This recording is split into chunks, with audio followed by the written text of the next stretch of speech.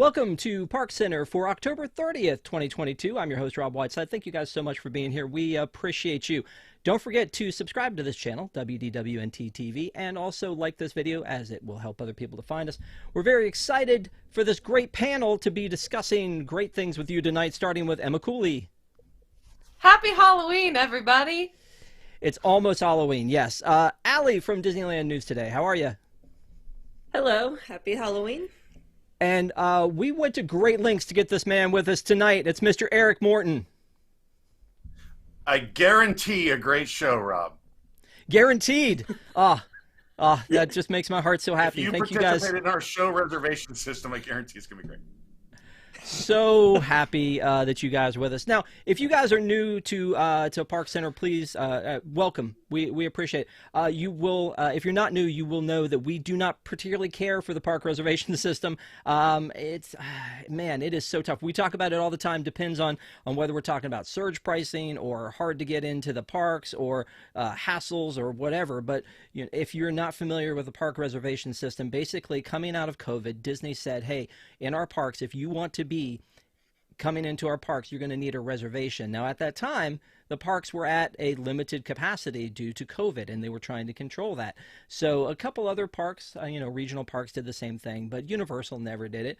And then Disney, basically said, hey, if you got a ticket, if you have an annual pass, that's not enough. You also need a park reservation. And explaining that to my friends outside of the bubble, they were like, wait, what? So if I have a ticket, that doesn't guarantee I can get in the park? That doesn't make much sense. That's confusing. And then, as time went on, these regional parks, and I say regional parks, I'm always talking about Dollywood, started dropping their reservation requirements because they were up to full capacity again.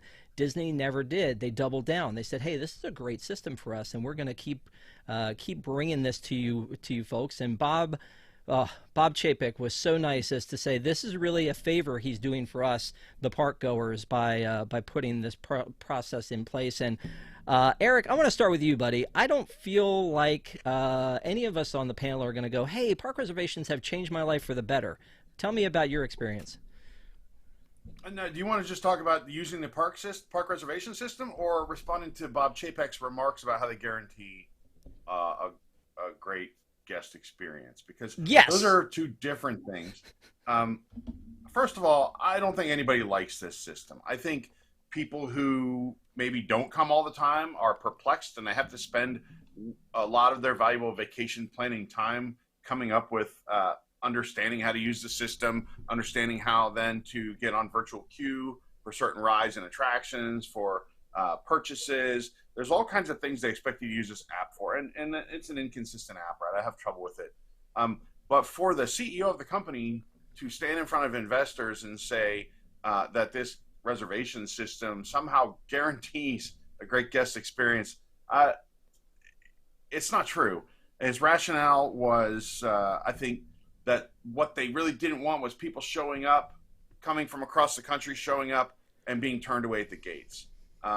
We saw this in the Chevy Chase film Vacation in the 1980s, when Wally World was actually closed. I guess the reservation system could have helped avoid that. But in a normal, everyday situation, it is very rare that the parks are close to capacity. And I don't know if we've ever seen them all pre-COVID closed to capacity. So this idea that people are coming up to the gates and being turned away is just it's a half-truth at best. I have been turned away once. I showed up on Christmas Day not knowing any better when I was in high school with an annual pass, and I couldn't go to the Magic Kingdom. So I had to go to one of the other parks. The other parks have capacity. I don't know that we've ever experienced a time when all four parks, pre-COVID, pre-reservation system, were closed to capacity. That's just someone lying to their investors because he knows the investors aren't sophisticated enough as a Disney parks goer to understand that reservation system, how it works, and why it exists. And we all know it doesn't exist to guarantee guest satisfaction. It exists to make it easier for them to run the parks, which because, well, what he also didn't say is they kind of let 30,000+ people go, and they're not having an easy time restaffing this place. So I guess that's easier than saying, hey guys, sorry, I blinked in a crisis and let a bunch of people go when I probably shouldn't have, and we still haven't recovered. think it's probably easier to say, oh no, this really gives us a chance to make a great guarantee a great guest experience. And I would say, look, the proof is in the pudding, right? This system is scaring people away. I know I'm going way over the time you've allocated. The system scares people away. That's why everyone went to Universal. That's why Universal stomped a mud hole in Disney and walked it dry during the last report with attendance, because it's easy to go there, especially if you're a local. Disney, the extra hoops they put in there it's just too much for some people. Yeah, and you know what? You make a great point that that there weren't really any times before COVID where we were like, we can't get into the parks. The one time that I tried to go at New Year's, everyone in the world told me, that's the dumbest thing you've ever done. Why would you go at New Year's? That's the most crowded time to ever be there. When that happened, Magic Kingdom got shut down because of capacity, and they put up signs at the other park that said, hey guys, don't go to Magic Kingdom. That one's full, but we have 3 others that you can go to, and the other 3 didn't cap out for New Year's. We actually went to Epcot and had a great time. So I think the point that you're making is very valid, is we never had this problem before. And then I get, again, the idea of doing it during COVID when you can only open up by, 25% capacity, 50% capacity. A lot of things are closed, but everything's open now. So it feels pretty frustrating. I know, speaking of frustrating, Allie, when you try to get a pass for Disneyland, sometimes it's like a battle royale trying to get your hands on one of those, isn't it? Yeah, it's equally as frustrating for us, for sure. Like before COVID, it was just fun to like, hey, let's go to Disneyland today. And now I feel like we can't do that. And then on the other hand, like what I ran into last Saturday was I had planned to go to Disneyland for the fireworks. Stuff came up that day and I wasn't able to make it. So then I get dinged for that. And that was only my second one ever. But like, it's super frustrating to not be able to cancel the day of, and then to have to be up at 3 a.m. or 4 a.m. or 5 a.m. because you don't really know when the pass is open, like we went through yesterday for January 27th. And it's super frustrating. And they keep saying we're having this amazing guest experience, and we're not. The parks are absolutely packed. So I'm just not understanding. Like, I know they don't care about us as pass holders and locals. I mean, that much is clear. But to just be able to go on a whim would be nice, or for those people that don't work weird hours like I do, if you want to go in the evening at the last minute, that would be nice to have that option. And people just don't have that anymore. And I was there last night for the fireworks, and I have the top key, and I was the only key that could get in, and the park was still absolutely packed. So I'm not understanding. And I can go off on Florida, but that's my piece on California. No, I agree. Real quick, Jungle Cruiser, man, thank you so much, Jungle Cruiser. $9.99 super chat. The most important item is the Mr. Toad popcorn bucket. When does that go on sale? I will be there on Sunday, November 20th. Will it also be available at DLR? Like Faruka in Willy Wonka, I want my answer now. Sorry, we'll talk about popcorn in a minute, but I did want to acknowledge that super chat. So thank you so much, Jungle Cruiser, for always the super chats and for being with us. We appreciate you. So yeah, let's talk about the fact that, like, what Bob said was that it's guaranteeing a great experience. Emma, I feel like you're ready to rock on this. Tell me about your great experience thanks to Bob and his reservation system.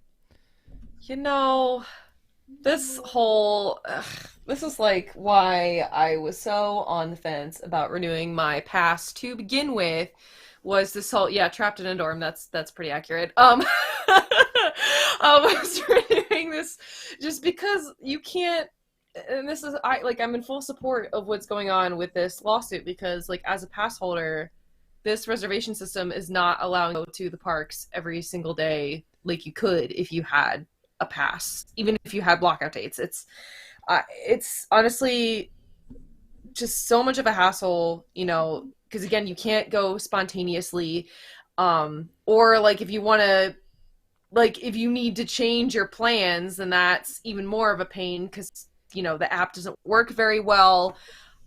I don't know. And as somebody who's like from out of town, like if I want to go, like I'll be in Florida on tour in a month or so, and if I want to go, decide last minute, go to Orlando while I'm there, like there's probably a good chance I won't be able to because it'll be on a weekend and there won't be any park passes available especially for annual pass holders, because we know that they are the unfavorable guests in the guest mix right now.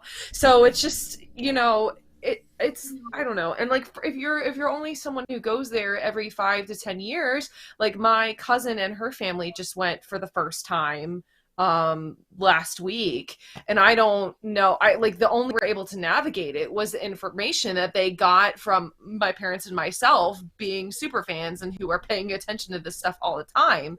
So it's a pain for those guests as well, who just want to go like thinking it's going to be one thing, and all of a sudden there's all these hoops to jump through that they didn't know about. Yeah, and you know what? That's the thing, is that there are so many levels, and we could talk on and on about how complicated going to Disney has become since we've come back from COVID, between Lightning Lane and Genie Plus and park reservations and how hard it is to get dining and all that stuff. That if you talk to the layman who is just like the one-time person who's coming to the parks, just like Bob's talking about in this article, those people are getting hosed for sure. One of the things I'm looking at here is in this article, it says he noted this is the same as other fixed capacity businesses such as airlines, hotels, and cruises. It gives guests confidence that the parks won't be overcrowded. Eric, which is not true. Yeah, I was about to say, have you experienced this beautiful bliss of the parks not being overcrowded? No, and it makes you wonder what this system is really doing, right? And by the way, what is the capacity of the parks? They don't seem to want to share it. They don't tell us, hey, you're at your guest number 90,000 of 100,000 we've allocated for Tuesday, right? It's this great mystery because they're not using the system to manage capacity. They're using this system to manage their workforce. I'm not really sure that there's an answer here, because I think we're all saying the same thing, is it's frustrating to get these passes. And again, at Disneyland, when you have two parks, it's really hard to get your hands on those passes because there's only two. And then, there's more people that want to go out there, I feel like, because, again, it's a locals park. Like you said, Allie, people want to just go on a Friday night and hang out like they used to be able to do, and now that's harder to do. One question that came up in chat, I want you to kind of address this, is they said, oh, you get dinged for not going to your reservation in Disneyland. I know that for a fact too, because I reached out to you when I missed a reservation. I was like, uh-oh, I'm in trouble here. They actually sent me a nasty email that was like, oh, you're done screwed up. That. You got one. Yeah, so last year, about a year ago, I think we had our first one. Similar situation. We were going to go for the fireworks and we missed it, and we never got the naughty email. So I feel like they actually weren't enforcing it initially. They had just threatened us with it.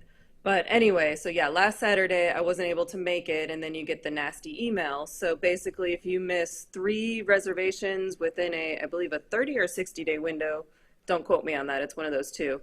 But if you miss that, then you get dinged. You can keep your current reservations that you already have, but you cannot book new ones for a certain period of time. And it's actually pretty severe. And during COVID, a lot of people were complaining because they're like, they'd made reservations, things come up that day. So people were taking kids that were sick, or maybe going when they shouldn't have been going because they didn't want to necessarily have to deal with that penalty. And then now, like, my frustration is, like, things come up, like, let me cancel day of, or give me, a time frame, like 5 p.m. Like, sometimes things happen, car stuff, work stuff, anything can happen. And now you're basically forcing people to go to Disneyland so that they don't get this penalty. Like, it's just not, the magic is gone with all of that. Like, stuff happens, work with us on that. Well, and I feel like give your guests the same respect that you would ask them, and understanding when they go and a ride is broken down or something like that. Life happens, things break down, and people can't make it. We're dinging a guest for something that we're not willing to be done on. I mean, come on. Yeah. Well, I was going to say, again, in Florida, there's a different problem, because if you got a reservation for, say, DCA. And Disney California Adventure, and you change your mind in the day and you want to go to Disneyland, if it's like close enough to park hop, you go tap in at one and then you walk across the Esplanade to tap in at the other. I think that you've said to me in the past that once you get to park hopping, they kind of forgive that a little bit. Is that right, Allie? For Like making, Disneyland? yeah, for Disneyland to make you Yeah, tap so in. if you the park hopping hours at Disneyland are 1. So if you show up after 1 and you have a park hopper or a magic key, you can scan into either park. You don't So have to go Eric, to your first park. in Florida, if I had one like woke up in the morning and was like, "Hey, I'm going to go to Animal Kingdom," but then I just stayed at the hotel and didn't do anything until it was time to park hop, and I went to say Magic Kingdom, do I need to tap in first at Animal Kingdom and then go to Magic Kingdom? Yeah, so you would if there were no capacity, but you can instead cancel your park reservation for Animal Kingdom if there's one available for Magic Kingdom. Just go straight there. And do you get dinged the same way in Florida There's no for ding in missing them? Florida. We don't have a ding system. You get dinged for dining reservations, but not for not showing up to the park Yeah. at this point. I mean, again, it's just making it super complicated. I mean, like we talked about here, we are people who know these systems, and yet at the same time, we're coming up with new questions. Is it 30 days? Is it 60 days? Do you get, how do you get into different places? And so, yeah, if it's at capacity, I would get and understand that. But, if Magic Kingdom was all booked up for today and I wanted to go into Magic Kingdom, but I already had Animal Kingdom, I'd have to go tap in at Animal Kingdom and then drive back over and get to Magic Kingdom, which is kind of a nightmare. Whereas again, I've you're had to do paying. that before a number of times. Have you really? Do you remember Yeah, when when they there were were doing? when Good. there was just a time when there are times when sometimes it's hard to get a park reservation, and maybe I want to go to Magic Kingdom and I can't get one, so I'll get one for Animal Kingdom and I'll run there and tap in and then hop it too. That does happen, yes. It reminds me of that time that for Food and Wine they were giving away those, like, I think they were like coasters or a cutting board or something if you tapped in like a certain amount of time. And I remember literally going tapping in at Epcot and then walking out because I just needed to make sure to get my fair share in. So just something. Okay. I mean, again, They're but gonna that was get for us on that one, something. Rob. To They're do gonna what? take it away now. Okay, They're gonna get us on that one fantastic. now. They're gonna say too many people are doing that. Yep. What have you run into, Emma? Any problems like that you've had to run back and forth or? Um, yeah, so not me, but this happened with my dad actually when we were there most recently in August and we were going to Mickey's Not So Scary in the evening. Um, I think we probably had Epcot, I think, that day, which he didn't end up going. My mom and I did, so we had tapped in, and then we were gonna, obviously just monorail or whatever over to Magic Kingdom for Mickey's Not So Scary. Well, the problem is he couldn't get in through the regular line like we did because he hadn't tapped in at Epcot and it was too late to switch the park pass reservation. So then he had to wait in the long line where they stop you if you just have the hard ticket rather than going through the gates like we had. So that was a whole other hassle, which like honestly didn't make sense at all because like he had clearly had paid for technically like a regular admission ticket being an annual pass holder, so why they didn't just like let him in made no sense. To me, that was like the dumbest thing. I'm like, clearly Magic Kingdom is going to be closing soon and like the capacity for the party, so why is that a problem at this point, but Yeah. yeah.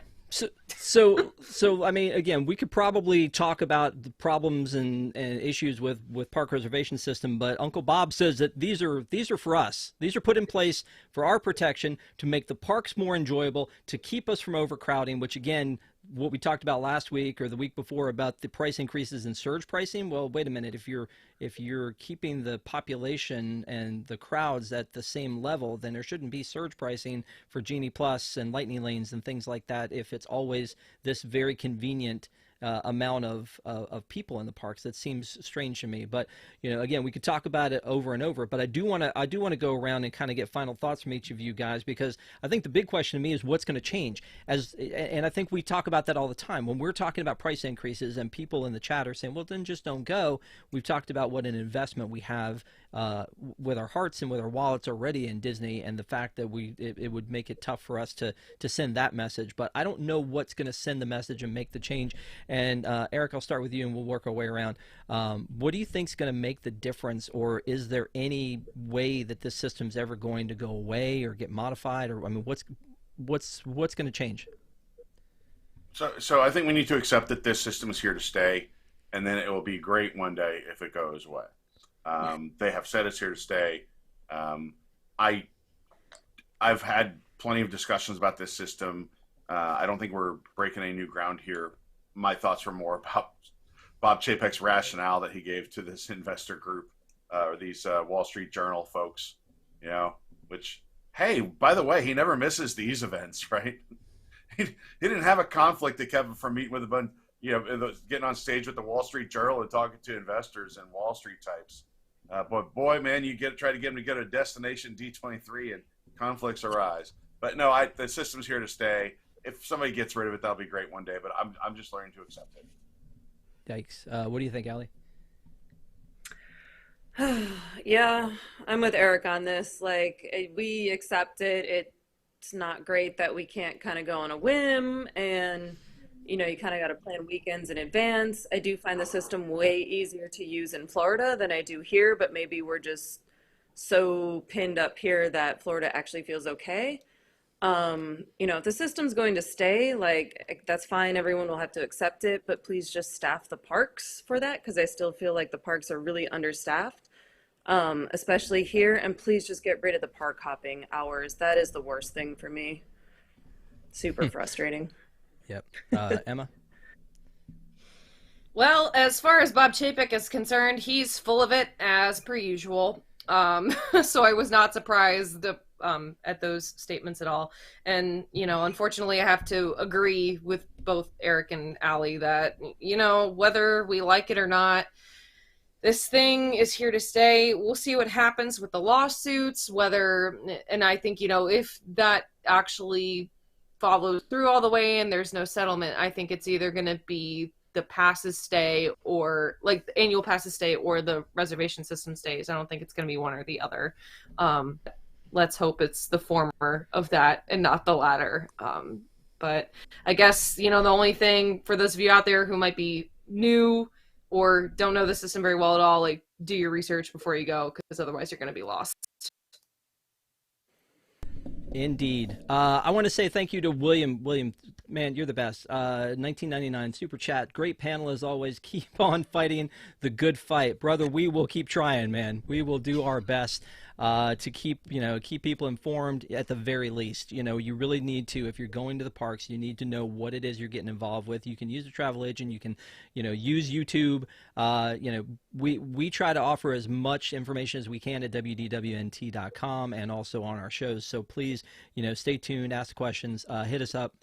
We definitely want to help you and to try to navigate these waters. But obviously the park reservation system, according to Uncle Bob, is great. It's in great shape. It's really helping us out, and God bless him for giving us this gift that keeps on giving.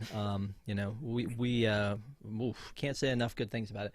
I was going to take a commercial break, but I think we're going to fly through. But I'm going to give these guys a real quick break and just kind of a couple messages. One is, please make sure to follow WDWNT TV. We have lots of great programming on here, including News Tonight, Boxed In with Eric Morton, and Deep in the Plus, Disney Entertainment News Today. Lots of great content always coming your way. So please subscribe. We would love to have you in the family. Also, speaking of family, if you are not a member already, we love our WIGS, the WDWNT Interglobe Society. That is our Patreon program, and you get great features, including post shows after ParksCenter and after News Tonight. So our wigs will stick around tonight, hopefully, and hang out with us for a little while, and we'll talk about some stuff offline. More information on that, patreon.com/WDWNT. And then finally, carouselproducts.com is a place where you can go and get some great products, including some new Epcot shirts that we have available for a limited time. We hope you check it out. It helps everybody on the network. Carouselproducts.com. Great stuff that we would only make stuff that we like, and so we buy it too. Let's talk about some parks news, actually. So we're just going to go around the hub, as I like to say, and talk about the Disney parks and some of the news that's happened this week. First of all, Jungle Cruiser, another super chat. I prefer to call him Big Bobby C. Okay. Instead of Uncle Bob, we'll Great. call him Big Bobby C. Thank you so much, Jungle Cruiser. We appreciate you. So, so there's this fountain, and everybody says it's the Lime Garage fountain, and I need to go and put a timeout on that because I don't think you can blame the Lime Garage for this fountain. Eric's shaking his head already. You can't because it's not the Lime Garage's fault. There was a fountain outside of the Lime Garage. It just so happened to be the location of it, and it broke. And then they had this great, hey, nothing behind it, scrim. Nothing to see here, folks. That, I can't imagine that wasn't just the biggest eyesore ever. And then now all of a sudden it's been fixed. I mean, it looks like I've not been to see it in person, but Eric, this looks like it may not be a great patch job. Have you been there to see it in person? First of all, you can't put this on Lime Garage. This is the fault of that guy with the surfboard. Remember that guy? Like a month ago, the guy was in that fountain with a surfboard. He had to have hit it.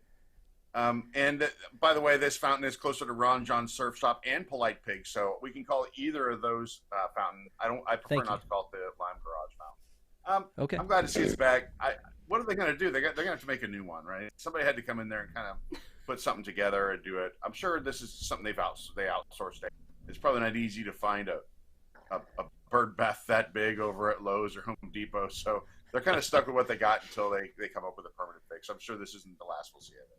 Well, and again, I mean, I'm looking at it here, and just from this photo, it looks like, somebody got some Gorilla Glue and got a little creative with what was going on there. So, I mean, maybe something that I might have, cobbled together on my own to try to fix it up. But, again, I'm sure... Hey, some of those statues in Greece aren't in good shape either,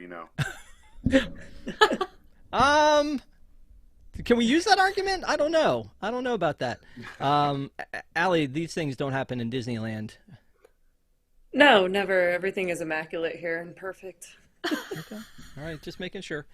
But you know what? This happened, and then that whole facade coming down off of the front of the Keystone Closures in Hollywood Studios, and I'm just like, what is happening? Things were falling apart. But I agree with you, Eric. I think this must have had something to do with the surfer dude jumping in because it seemed to have done just fine for a long time until that guy got in there with his surfboard. So yep. I don't know. I guess it's really. Emma, any thoughts before we move on from this one? Just donde está maintenance at its finest. I mean, can we blame maintenance for this one? No. No, I just mean I No. kind of blame maintenance as far as again it being bad show and the piece falling off in front of a guest. But I guess they couldn't have known there was an issue with it until that happened. So Fair. Okay. Tomorrow's Halloween, and so there's a lot of Halloween stuff happening in the parks. We've already kind of talked about all of it leading up to Halloween. There's some pumpkin carvings and things like that you should still check out. They did the parade over at Fort Wilderness, but I wanted to kind of move on to the next holiday because it's turkey time, folks. There's actually going to be lots of Thanksgiving treats. I feel like there's not enough time in the day for us to go and sample all of these things. Eric, do you ever spend, because you're the Florida guy, I keep picking on you here, but do you ever spend your Thanksgiving in the parks with any of these treats, or do you like, nah, Absolutely not. Absolutely not. That's a very crowded time. In fact, I downgraded to the Pirate Pass this year because it was like $400 more for the Incredi Pass, and you're still back to the park reservation. You pay $400 more for 2 weeks of availability where you aren't even guaranteed a park pass. So no, I don't even go to the parks during Thanksgiving. I'll just stay home and eat my turkey here or go to Publix or something. So you won't be able to get one of these? Well, they'll probably have it on days other than Christmas on Thanksgiving Day. But, that does look tempting. You know what? That's the thing, that every time, I don't know what the deal is with these shakes. I honestly don't. They always look very Instagrammable, but I mean, how much of a pig must you look like when you have a piece of pie on top of your milkshake? I don't even know how you eat that. I mean, it's really ridiculous. I can't do it. It gives me the heebie-jeebies. Okay, that's fair. I feel like I would probably take a picture of that, eat the pumpkin pie, and throw the sundae. I mean the Mm. milkshake away. I don't know. It looks very complicated, and I can't imagine I would get out of this not messed up in some way, shape, or form. But again, let me ask you, Allie, about this is all the stuff we have on our website. And you guys can check it out at wdwnt.com. All the stuff we have on our website is about Disney World and the Thanksgiving offerings. I used to go and spend my Thanksgiving every other year at Disneyland, and we would just go to Goofy's Kitchen, which was like not a big deal. I mean, I know that the Steakhouse 55 used to have a big, huge Yeah. thing that they would do. Are they still doing anything big at Disneyland for Thanksgiving? No, I feel like we always kind of pass over Thanksgiving here. I actually spent last year, Thanksgiving Day, we did go to the parks, and of course, most of the major rides were broken down that day, so we ended up just going to Ballast Point. But no, Shocker. Disneyland usually doesn't do much for Thanksgiving. We kind of have Halloween, and we're already so far into Christmas right now at Disneyland, it's not even funny. So, yeah. Mm. But I mean, why wouldn't you want to go in the parks? It's Thanksgiving, just like Mom used to make. I mean, this stuff at Topolino's Yeah. is over the top. So I don't know. Yeah. I guess I just look at all this stuff, and I mean, I'm going to be there at Thanksgiving this year, and I don't know that I'll do any of this stuff. But it feels like that the go-to Come on over, move would Rob. be. We're having Thanksgiving at my house. Oh yeah, okay. Aw. Now Yeah, forget come this on over. stuff. We're going to Aw. your house. That's great. I'll tell you what. I will swing by and get some of those milkshakes and bring them over, and then we'll just have Deal. those. We'll just work it out that way. I love it. Speaking of skipping over Thanksgiving and going straight to Christmas, there's a lot of stuff happening right now in the parks getting ready for Christmas, which seems crazy to me since it's not even Halloween. I get that, we need to make plans for Christmas, but the idea that they've already started putting up stuff like the Merry Menagerie pieces in the animal kingdom is kind of seems a little crazy to me. I guess that's not going to infringe on anything, but and I know there's a lot of stuff, but that has to go up before Christmas starts, which is November 11th, I think, in the parks. But Eric, didn't they used to put all this stuff up like the night before? How old do you think I am? I don't know. I remember watching the videos of them turning everything over after the last Halloween party. I can tell you, just because I drive past there all the time, the giant tree for Animal Kingdom was staged outside holiday services like 2 weeks ago. So they don't waste any time, right? It's still October and time for Christmas, I guess. There we go. Now, I think your actual age is a mystery, but all those stories about you and spending time with Walt, those aren't true, or no? Okay, Those are all not right, cool. true. No, all right. That Yeah, was so Walt there's some. Bodine at Motel 6. They'll leave the light on. Um, so, one of the things that I think is special, and again, I hate to throw everything Disneyland at you, Allie, because I know you go to both coasts, but that I think is super special about the holidays at Disneyland is that they throw a Santa hat on the clock. Yeah. I mean, you know, you can't just do that any day of the year. You have to get that well in advance. No, the Small World Holiday, that's actually, one of my favorite overlays because I think that it feels like they kind of gut the whole thing. How long does it take for them to put that whole thing together? They closed that one day last week. I want to say Monday last week, and then it will hopefully, assuming they don't flood the ride again, will be open on November 11th. So about What? 2 weeks. That's right. Yeah, that was last year for Christmas they did That was that? last year. That Yeah, was happy last year. holidays, Yep. right? They're like yeah. They're like, oh, that won't be open for a few weeks. Here's why. So cross that one off the list and moved about our day.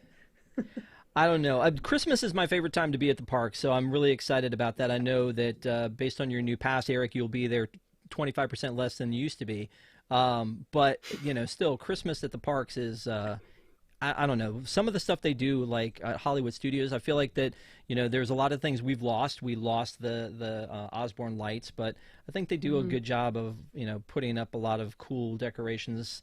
And I guess it takes time to do, but I love the feel of the old Hollywood decorations that they put up.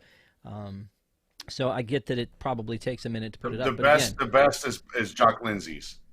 If you haven't been to Jock Yes. Lindsay's and seen their like retro Christmas decor, it's worth a trip.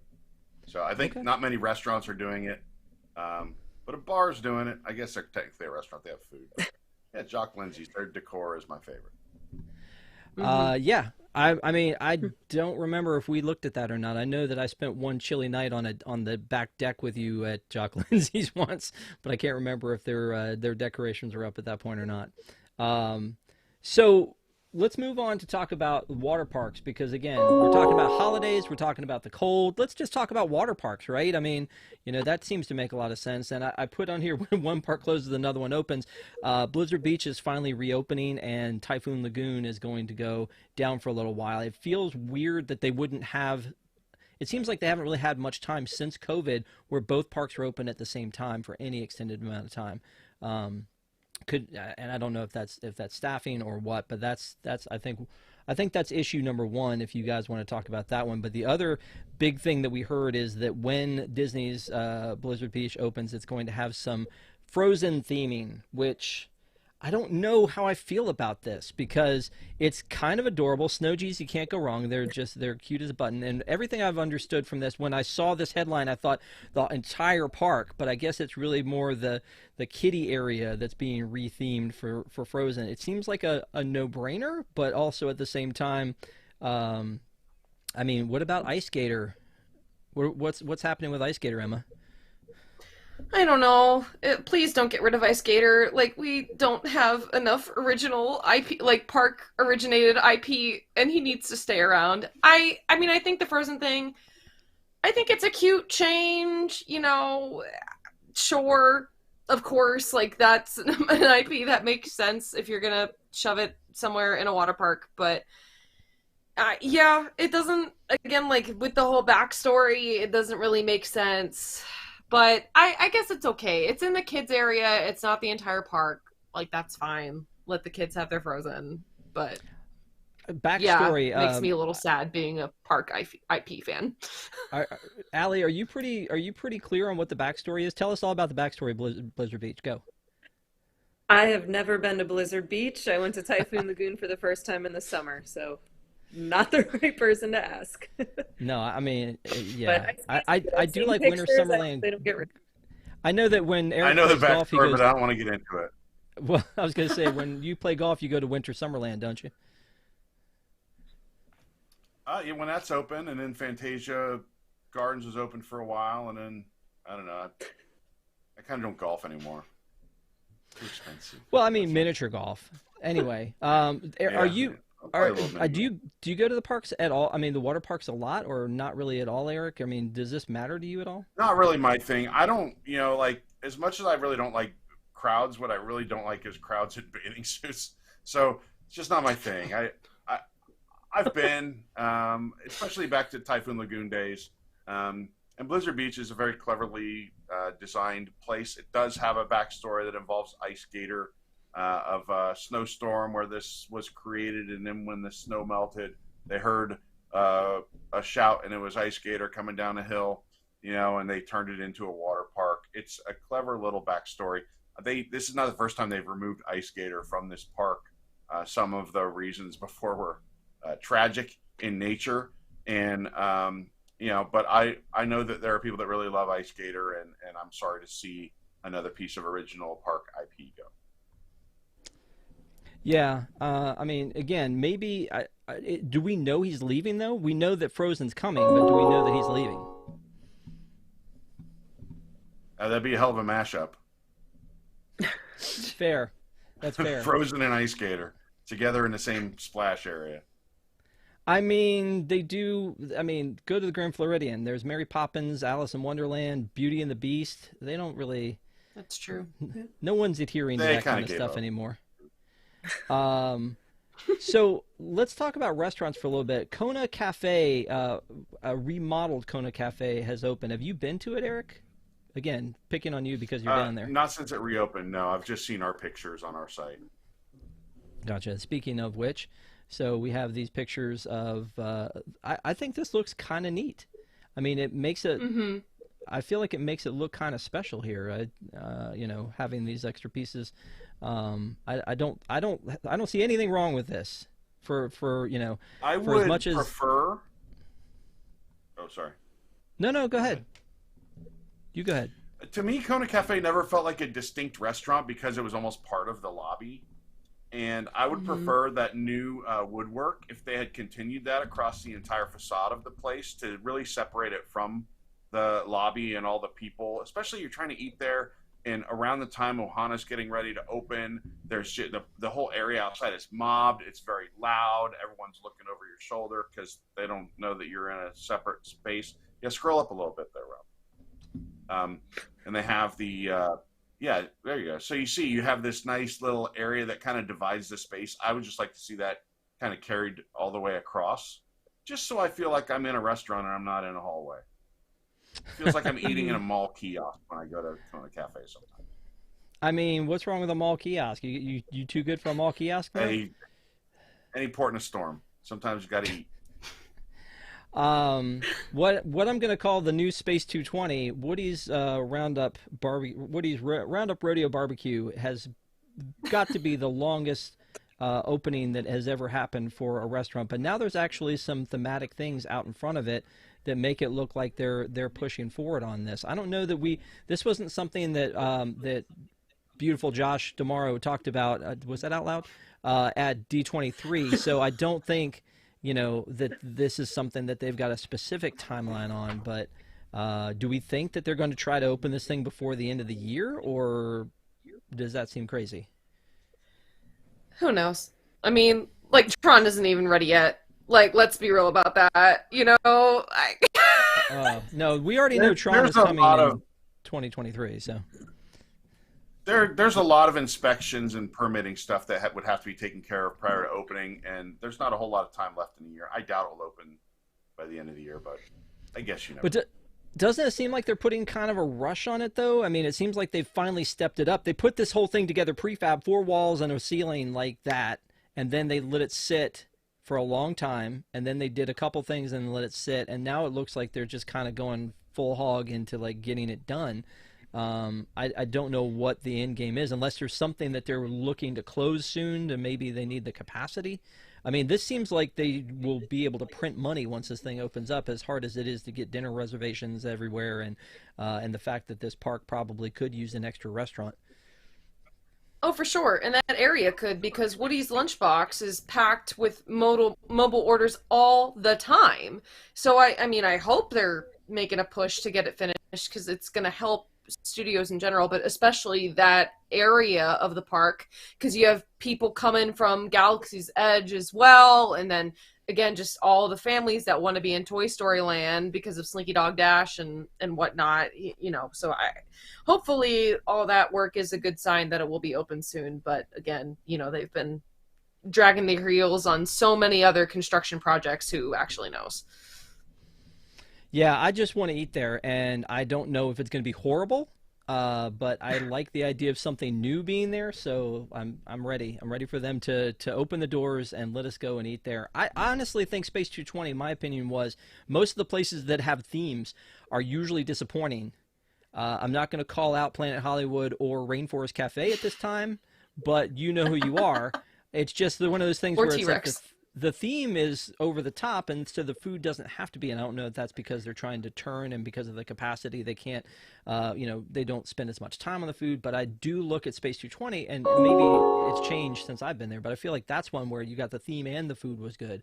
Hopefully this is going to be that same thing, but based on the concept art, I don't know. I feel like they keep doing Toy Story dirty, and I feel like they just need to figure out a way to give some love to a great IP. Or at least I feel like it is. Let's move on to what I'm calling. If they end up with a prefix menu that's very expensive, like Space 220, I'll be pretty upset.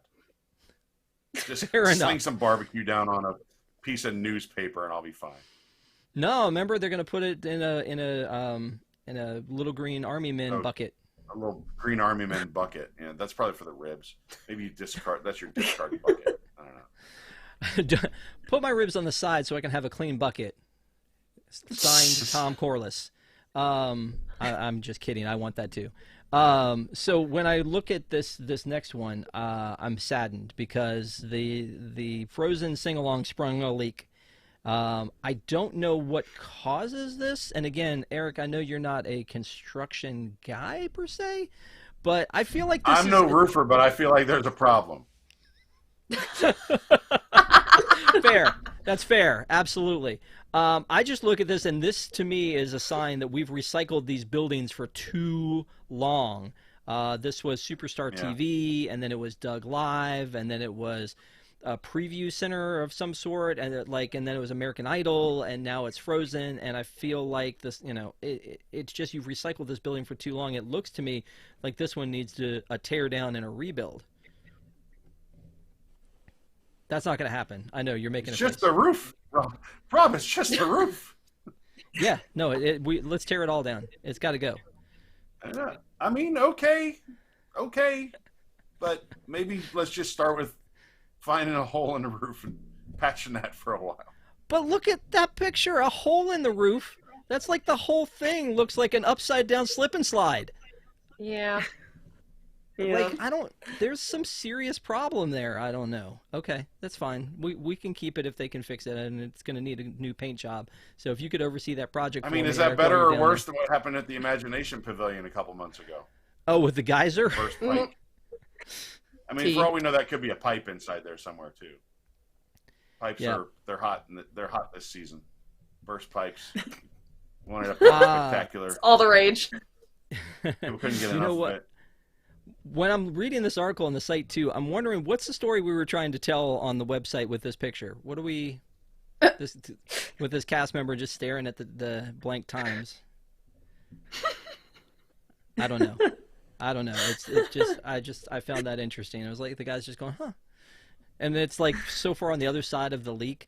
But yeah, I mean, these buildings have been recycled through a bunch of different things. I assume that some of the infrastructure might have been compromised. Maybe not. Maybe there's just some other problem that happens with a building that's 30 years old. But it just seems like that's a pretty big thing to happen. Again, on top of the fountain breaking and all these other things. And I don't think that the fountain and the ECV running into the Keystone were going to be maintenance problems, but this seems like it could definitely be a maintenance problem. Maybe Olaf was hiding in the attic and it just got too hot. Could be. His permafrost wasn't working. Let's talk about something positive then, because Fantasmic is coming back this week. Yay! Eric, do you have your park reservation? I will be there. I will be there. Not to brag, but I've had my park reservation since well before this was announced. So I'll be there whether I want to be there or not. I'll be there. Okay. Allie, I assume you've seen the one in Florida, and I have. Are you excited this is finally coming back? I'm happy for you Florida guys. I don't feel like the Florida show is even close to as good as the Disneyland one, but it's not a competition. But I think any entertainment that we can bring back is better for everybody. And I would go in Florida when I'm there. So I don't know why it didn't come back sooner, but happy for you guys. Yeah, and Emma, I mean, I know that you're a huge proponent of anything entertainment coming back. Do you wish you were going to be there opening night? Oh, heck yes. I wish I could be there opening night. I miss Fantasmic a lot. And I'm sorry, going down the wrong pipe. And it's exciting that it's getting a new scene, which is really cool. I'm just gonna reiterate from what Tom said in the article. I don't know if it was in the article or if he said it on News Tonight or something, but if you are going, please ask the cast members when Streetmosphere is coming back, because that is the final step that will really truly bring entertainment back and bring that energy back to Hollywood studios. So Fantasmic, yes, great, but Streetmosphere, still missing it. Almost final step. We need the Mermaid Show back. That is also true. We need the Mermaid Show back too. And in 2024, the trams will be back. We're still in a situation though, Eric, where the trams are back where? Magic Kingdom only, or Magic Kingdom and Animal Kingdom? Animal Kingdom. Yep. Unbelievable. Like, the trams are coming back was an announcement that they made end of last year, right? Yep. Yeah, they at Destination D, right? I mean, this has been almost a year, I feel like, since they Oh, I don't know. actually They announced a lot of stuff was back. Like churros are coming back. Like everyone went crazy. It's all about how you present it, right? Dreamy Josh tomorrow was presenting, and we all lost our minds to get churros back. I get that. I get Maybe that. I mean, Tram's if running Josh with is it. talking, I get lost in those eyes. Look, so they've got this other billboard that is coming that they put up for Phantasmic, which is a little retro. I love that, especially since it's on a street that is supposed to be retro with Sunset Boulevard. Little touches like that are the things that make us love Disney. I love those little things that we, the unexpected that they come back with something like that.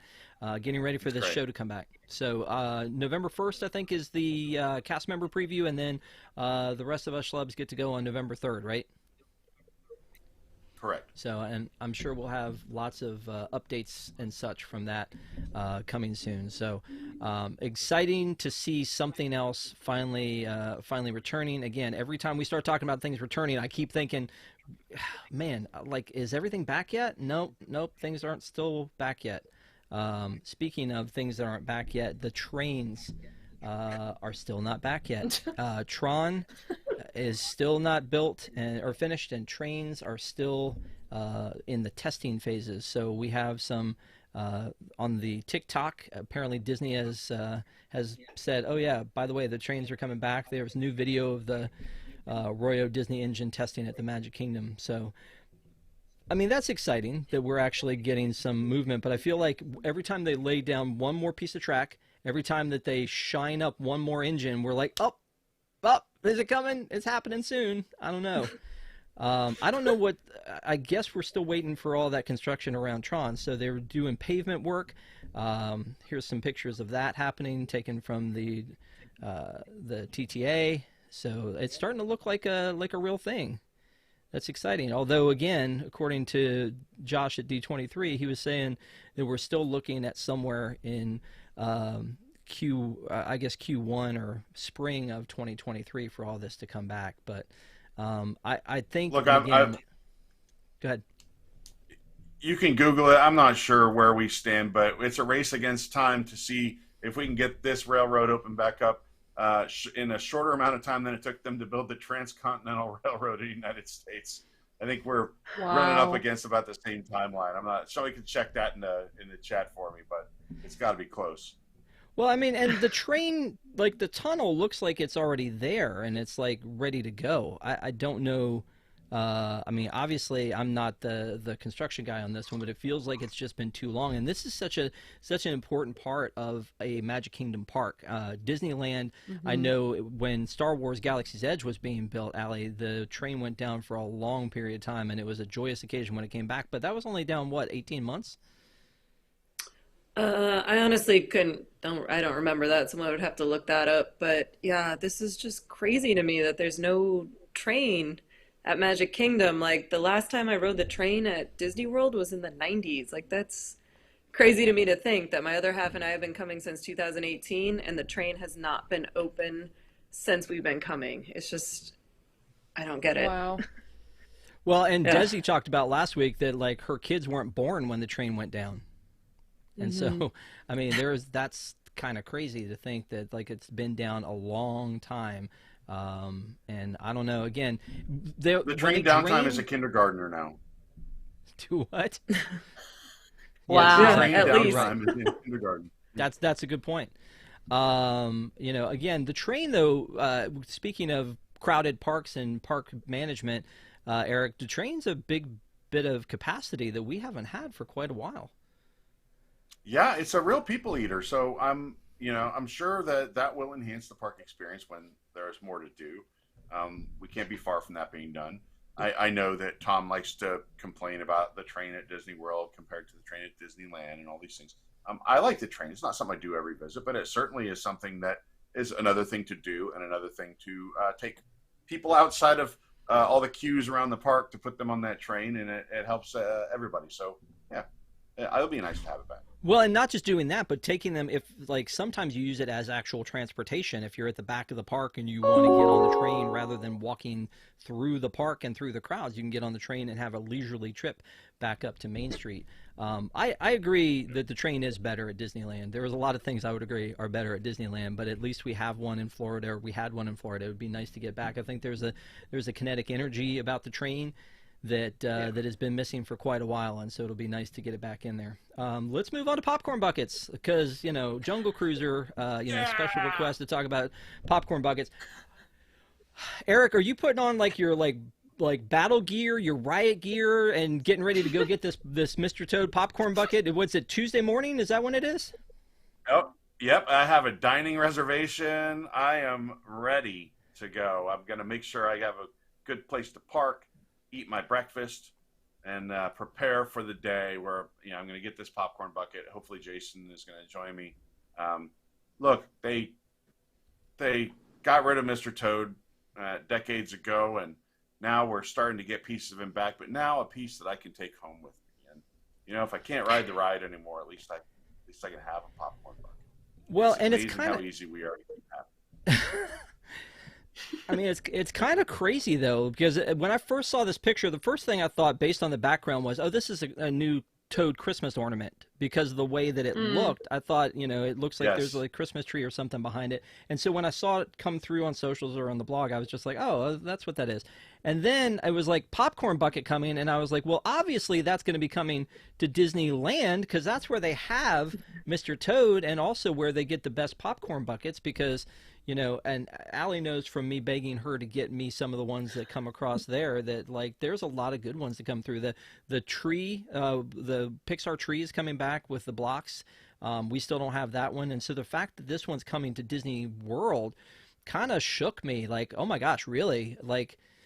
But do you think, Eric, that this is going to be another Figment situation, or am I way overthinking this?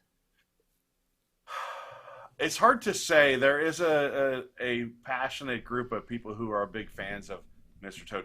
Now, what will be interesting is, will they bring it back every year in different colors and different names on the cars? That would get me going. Got to catch them all, right? That would be incredible.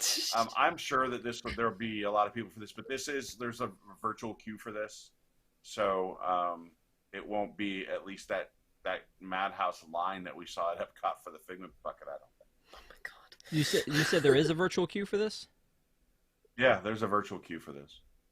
See, and again, that's kind of some of the stuff that I feel like is, part of the blog, or, being in Florida, you get that inside track into the stuff that, I don't know that everybody knows that that's the thing. I think a lot of people are just planning, who heard about it coming, are just planning to show up at Rope Drop to try to get it. Also, I hope that they there is a large audience watching. You're supposed to line up outside of Frontier Trading at 10 a.m.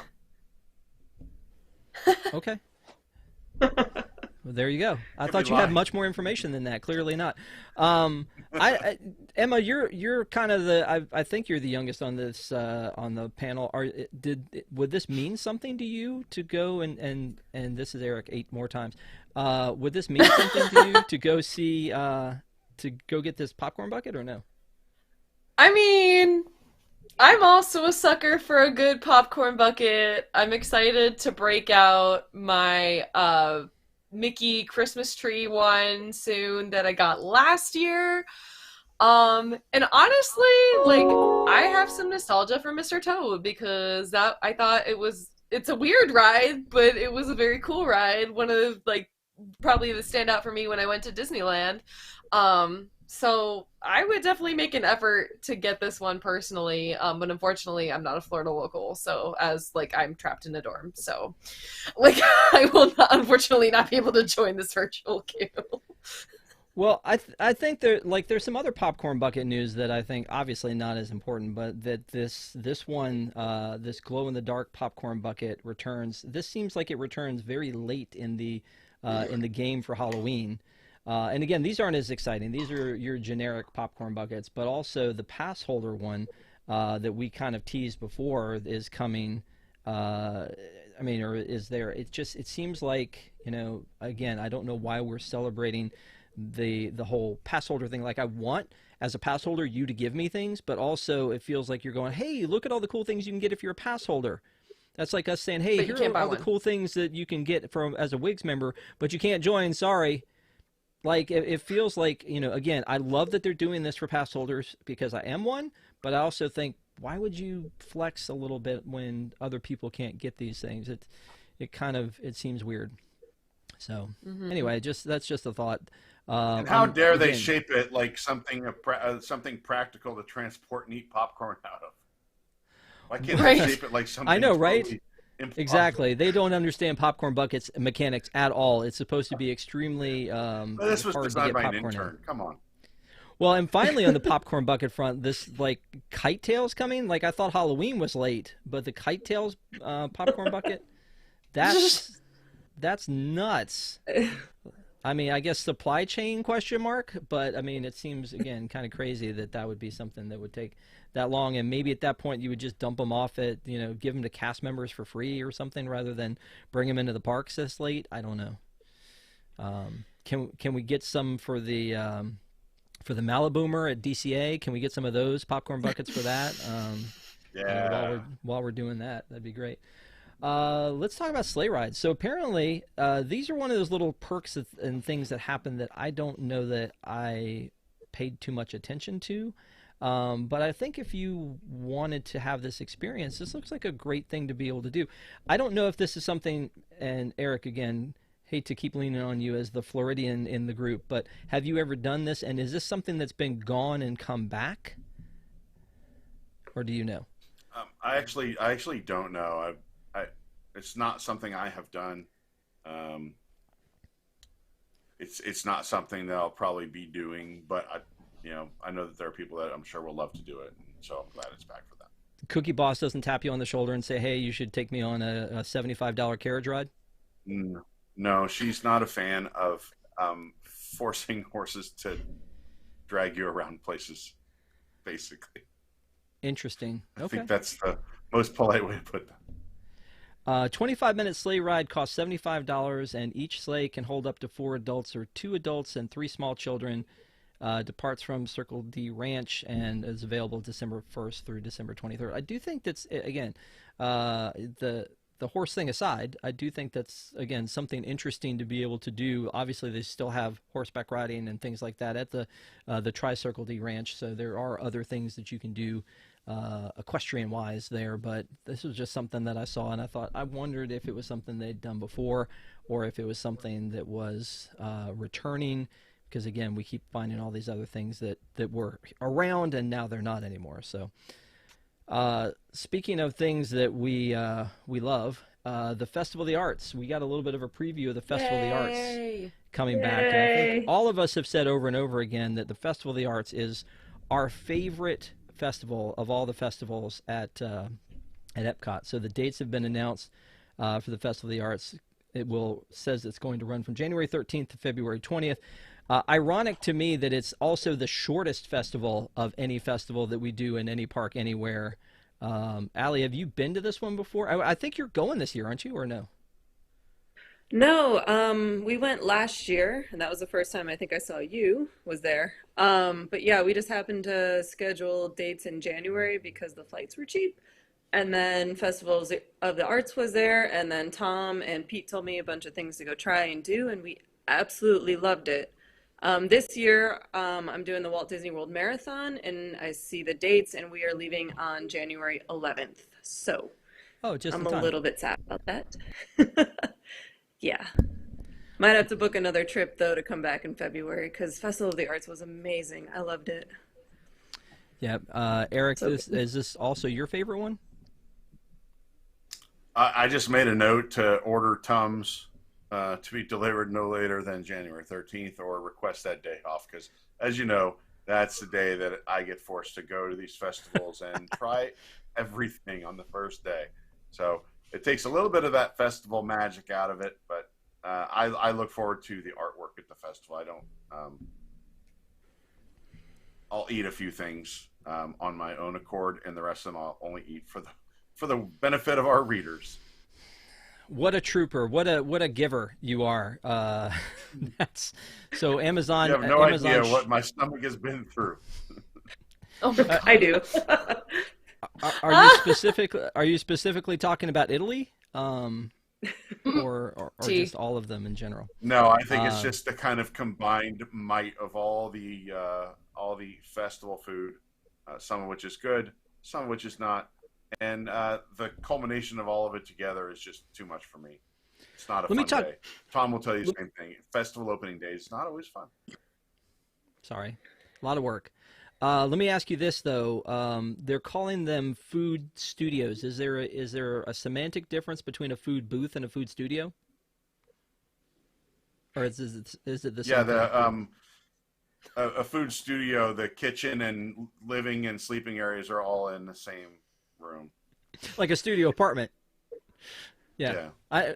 I appreciate you going for the joke every single time. I was just waiting to hear what you were going to say. But I know that Emma, you've been talking about this one. This is one that you enjoy going to. Do you make plans to go to? Will you be there this year? Well, I'm hoping that since I'm on two national tours in the spring, that it will work out that we're there at the same time. Because I happen to be working on another Black History Month show, and we do happen to take those to Florida a lot. So hopefully, I will be able to go to Festival of the Arts this year. I did go for the first time. I think it was 2021. I think that was the fifth one. Because I remember I got a lot of the fifth anniversary merch. But I mean, it's my favorite as well. Like you can't beat the Broadway concert series. I mean, I know everybody likes Eat to the Beat and stuff, but honestly, you can't beat the talent that they bring in for that particular live music event. And yeah, I think walking around seeing the art is really cool, and especially if you can get there on the weekends and happen to get a park pass for it, getting your artwork signed by the artists that are there if you can. Very cool. Let's move on to their this all-star upgrade. Their renovations underway. We've talked about a lot of hotel renovations that are happening across both Disney resorts, including the transformation of Disney's Paradise Pier Hotel. They're actually painting it on the outsides, and they've taken the waves off and making some changes there. There also is some refurbishment underway for the rooms and the lobby at the All-Star resorts. I'm just gonna say it. Is this lipstick on a pig, Eric? Yeah. Yep. I mean, Nobody stays at All Star for the immersive decor, right? People stay at All Star because it's typically the cheapest way you can still get you know, Disney amenities. It's not I don't know. I mean, it's good that you got to do a little something every now and then. I've stayed in them and they're pretty rough. So, good. well, you know Clean them what? up a I little mean, bit. yeah, and I get that it's a value resort, but the difference between this one and Pop has so many other things going for it because they did the room renovations. They've got, I feel like, more interesting theming. It's closer to the parks. It has the Skyliner. I feel like you need to do something more than paint these things to give them more value than they have because they are value resorts. I get that. But also, I feel like based on what I saw at Pop, they can do that. I think I stayed the last time I was there. I stayed in Art of Animation in the Mermaid Rooms, and the Mermaid Rooms felt a little old compared to the Pop rooms because of, again, the renovations that they've gone through with the Murphy beds and the wood floors and all that stuff. So I don't stay at All Star because I feel like I usually stay at Pop because All Star is like $20 less a night or something like that. If you're going to pay that much already, I'd like to be on the Skyliner. But and again, I don't want to diss on All Star because a lot of people grew up going to All Stars. I think Tom is one of those people that would say he's kind of a fan of All Star Sports. But I feel like this renovation is desperately needed on these hotels specifically, and it doesn't say in the article. I think they're doing sports first. It looks like, which they should have done when it was closed for the most time, I think, of any of the Disney resorts at Disney World. So I feel like that should have happened then, but I don't know. Allie, have you stayed in All-Star resorts? Do you have thoughts? Yeah, we've stayed at all of them. Sports was the first one we went to. We had to stay at because it was a last minute trip and that was the only resort available. I'm with you, Rob. We usually stay at Pop because I agree the couple like 20, 30 extra dollars a night is totally worth it to be on the Skyliner. But last January when we went, I think we had to stay at All Star Music, and those had actually been redone, those rooms, and the room was pretty similar to Pop. So like what they're doing with it is actually really nice. I mean, you're still missing some of the amenities that Pop has, but the room itself seemed super similar to the newly done Pop room. So hopefully they're doing the same thing at sports. And I would assume, what's the other one? Music and movies. Yeah. Yeah, We were at music, music. movies. Yeah. Yeah. Well, and it looks like they are making some adjustments already. By the way, I think that if they're looking for somebody that can help fix that Springs fountain, it looks like maybe this one needs the same amount of help. This one that's over here, I don't know. Emma, any thoughts on that before we move on about All-Star? Any experiences, pro or con? And, you know, pro, I guess, is that, you know, it's a cheap way for people to get there.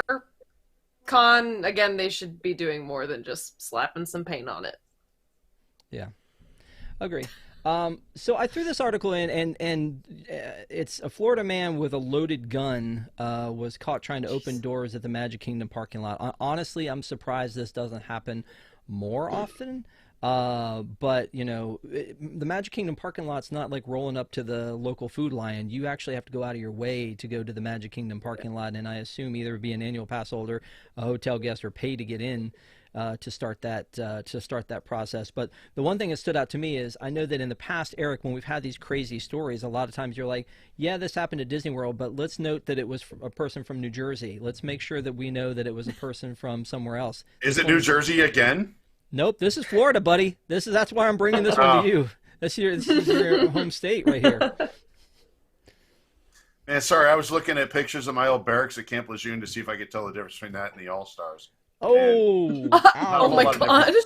I'm telling you, pull up if you find a picture of it, pull them up, and it's except for the color, except for the paint job, looks the same. Yeah. Wow. So parking lot's a dangerous place, man. You got to be careful. You never know what's going on there, especially at Magic Kingdom. You look, there's a big mountain in the middle of it. You never know who lives up on top of that mountain. You know, people coming down, but it's pretty bold spot to be a criminal. But, you know, they probably don't have a lot of people patrolling the parking lot, so probably ripe for the picking. well, I mean, I always felt like there were a lot of people in the parking lot, that they kept people around to like direct people in. But I guess if you case the joint, you could probably figure out, well, this one's already loaded. They've already moved on to the next one. The one thing I didn't look into, I don't know if you guys read it or not, because I didn't look into it. Was he in the villains lot? Because I feel like that would be apropos. No? It's possible. Yeah.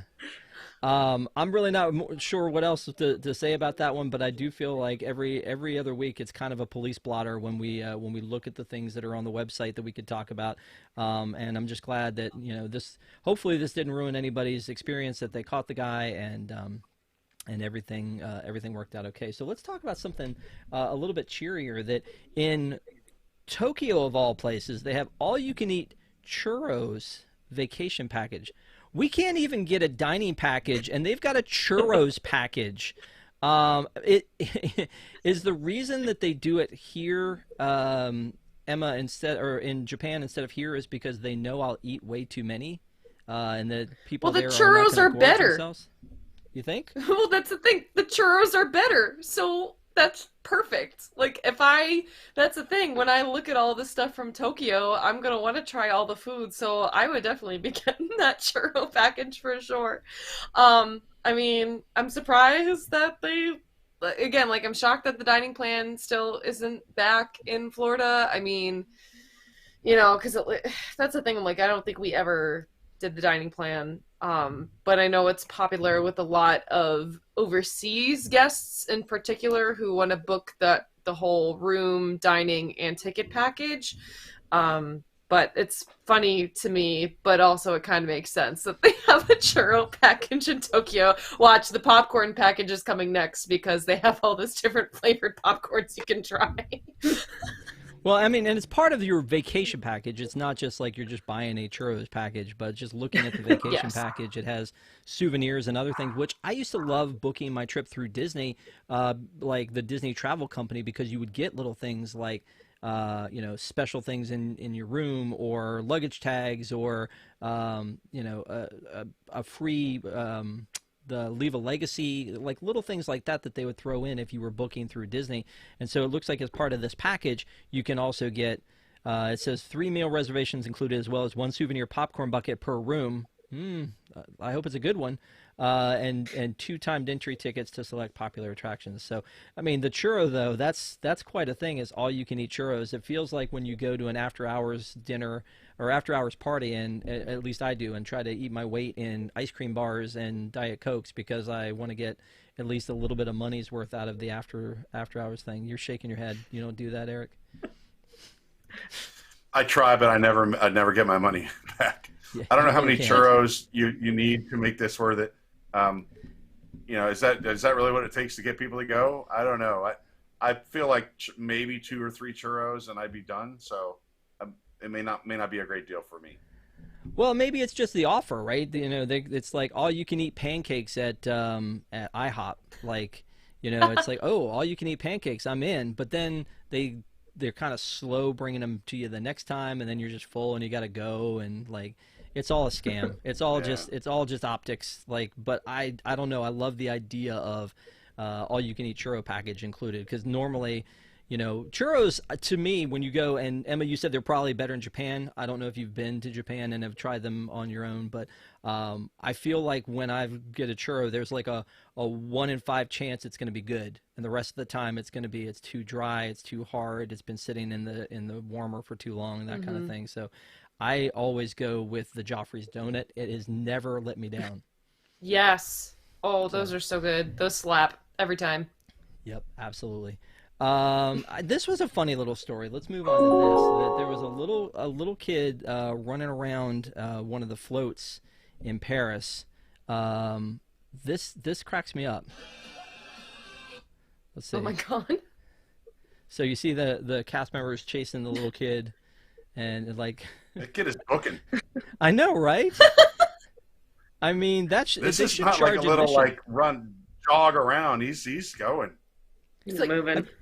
I feel like we train kids for this, though, because like if you're being chased, it's probably like, oh, this is a game, let's go ahead and do this. But like in the middle of the parade, I don't know. That was funny, I thought. I don't really have anything to say about it other than I just wanted to look at it again because it's funny. So I'm just gonna keep watching it. You guys talk amongst yourselves. It's fine. Kudos to those performers for staying focused and staying in it, because like that'd be very hard to not like start laughing immediately. Yeah, it's better than the one in Paris where the guy jumped in between the guy proposing and his, potential fiance.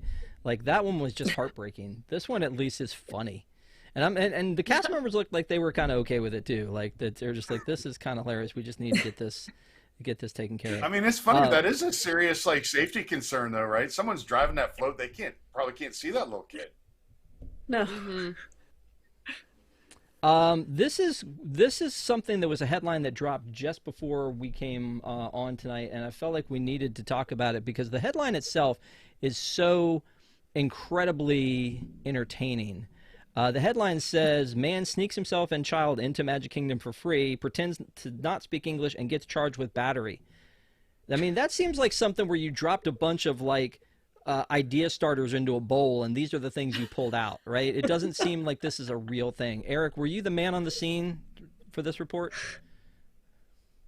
I was not involved in that. I love it. So if people didn't read the article, the guy basically just walks through the tap style with a kid and just keeps on going. Cast members try to stop him. He basically throws them the shoulder, ignores them, then ignores someone else and hits them with his shoulder, and then pretends that he doesn't speak English.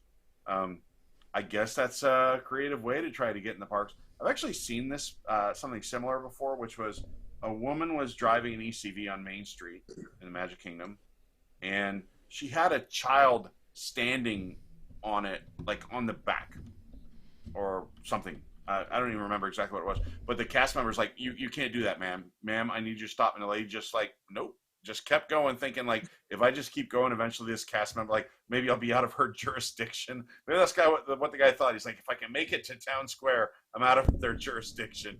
They can't stop me. I don't know. It's a bizarre story. Just make it to the border and you're okay. Wow. That's crazy. You know what? I feel like that only counts when you're speeding from one state to the next, right? Like, or can they follow you in? I think they could follow I don't you. know. Well, let's not try it. They were hot pursuit. I think, like, I saw Smokey and the Bandit, and I'm pretty sure that this is accurate. They can just keep following you. We're playing Cannonball Run rules here. Is that what we're doing? Yeah. Kids, look it up, right? Cannonball Run. Anyway, I just, again, saw that story, and I was like, we should probably talk about that. That's fine. I want to kind of wrap up the night here with talking about Disneyland Magic Bands. So that, we talked about them a little bit last weekend. They officially launched. They had a sneak preview on the 19th. They officially launched this past week on the 26th. Allie, I assume you were there live and in person doing that. I know Charlie's been out there busting bounties left and right in Batu, but what are your thoughts with Magic Bands? You've used this experience on the East Coast more than enough times to know, or how are they doing it? Better, worse, or the same out there? It's pretty similar. I mean, we don't have the statues to wave at. We can't pay with our Magic Bands yet, and you can't use it to get in and out of your hotel room. And then my nitpicky thing was it would be nice to be able to use them for parking, because when I'm driving, I don't want to be on my phone trying to pull up my pass to get into parking. But I've thought that they should have them at Disneyland for a really long time. It didn't really make sense why they didn't have it, because I know I'm one that I'm going to see a new Magic Band and I'm just going to continue to throw my money at it because I want to match it to my outfit or theme it to whatever I'm doing that day. But I mean, for us, it's been pretty similar to Florida. You can scan in with it. You can scan into your ride with it. If you have Lightning Lane or DAS or whatever you have, you still need to take out your phone to book all of those things, of course. But it's fun. I did the fireworks last night, the band interaction, and I thought they did a really good job with it. So it was fun. So I knew Happy to about have them them. not being able to charge yet, but you can't even tap into your hotel room with them? Not yet. I'm fairly certain that stuff will all be coming at some point, but I just Because that like functionality the is already technology is there. right. Like, why don't we That's have what I was going to this? say. The functionality is already there, because last time I was there at Paradise Pier, I used my phone to get into the room. So the tap points are already there on the Right. doors, but they just, I don't know, I don't understand what flip they need to, or what switch they need to flip to make that happen. Also, Allie has been my enabler when it comes to this kind of stuff, because apparently she showed me that they have this brand new World of Color Ooh, band that's come out. that's So, Yeah. I'm really trying to not want them all, but because they've never been at Disneyland, I feel like I want all the Disneyland ones. I can hold off on the Marvel ones and the ones in Florida Yeah. because I have so many of the Magic Band 2.0s. But man, seeing them come to Disneyland, it feels like it's taken more than enough time for this to happen. So from a technology standpoint, though, with the Magic Band and the app, are you finding that it's less of a load on your phone than it's been in the past to be able to use this? Yeah, I mean, I'm not the right person to ask probably because I've been there reporting, so I'm on my phone the whole time, of course. But just to, like last night when I walked in, my phone was in my pocket. I didn't have to think about it, and I could just tap in with the Magic Band and just go about my evening. So that part of it is nice. And I enjoy bounty hunters. I'm not really sure what Charlie was doing. Maybe I need to go help him. But he got really lost doing it. But I found it exactly the same at Disneyland as in Florida, and I think it's a nice addition to that area, especially for those of us that are there a lot. It's just nice to have something else to do. Yep. I wanted to break real quick and say Jungle Cruiser $4.99. Thank you again for another super chat. But this one is for Eric. Eric, the water at Lejeune is contaminated. Make sure you get paid. Have gotten many emails on this. How old do people think I am? It was like if you were stationed at Camp Lejeune from 1953 to 1982 or something like that. I don't know. That's when you met Walt. I keep getting confused of the dates and all that kind of stuff. I'm very disconnected from all that kind of stuff. I'm sorry. Now, I if you were apologize. at Epcot and you drank Beverly between 1982 and 2019, you might be entitled to some kind of compensation. I don't know. Don't be ridiculous. They didn't have Beverly back then, did they? I don't It's know. fine. I mean, Beverly's been around a long time, but I don't know what was it Club Yeah. Cool back in the day. Well, I think we're going to go ahead and call it a night there. Thank you guys so much for being on the panel. Thank you guys for watching, as always, especially on a Sunday night before Halloween. I hope you guys have an amazing Halloween tomorrow. Be safe out there. Check your apples and all. Make sure that everything's right before you dig in. Is that still a thing people do? I don't even know. But again, thank you for being with us tonight. If you are a WIGS member, again, we love our WIGS. Thank you guys so much for being part of the WDWNT Interglobe Society. There is a post show for you coming up next. And if you want more information, go to patreon.com/WDWNT. If you're still with us, please give us a like. It helps people to find the video, and we always appreciate it, especially when these folks take their time to come on and talk and chat with you and hang out. It feeds their soul. So thank you guys for being here. Thanks for everything, and we appreciate you. And we will see you again next Sunday night for another ParksCenter. Take care.